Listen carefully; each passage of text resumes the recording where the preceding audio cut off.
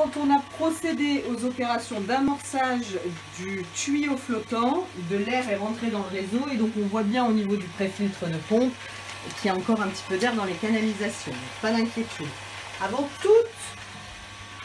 toute manipulation au niveau de votre machinerie de local technique, un geste important, toujours éteindre votre coffret de filtration.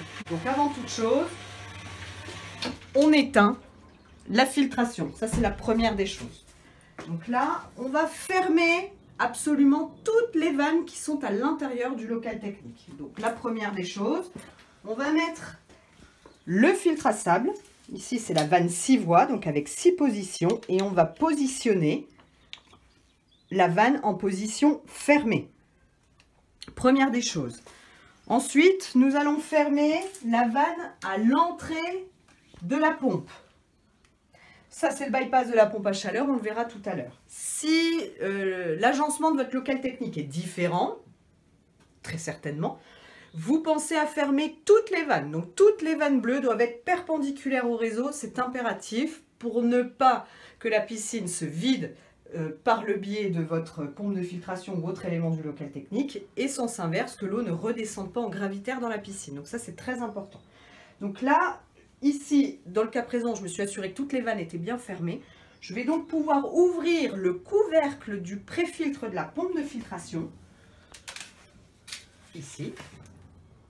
Donc le niveau d'eau va descendre, c'est normal, pas d'inquiétude.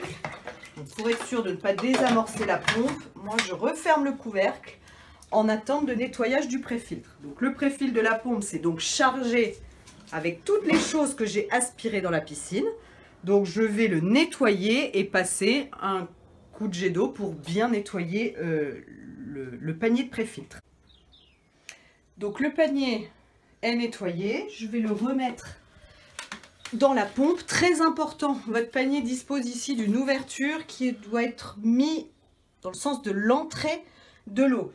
Normalement, vous ne devriez pas pouvoir le mettre autrement, mais malgré tout, ça peut quand même arriver. Donc on veille bien à ce que ce soit bien en face.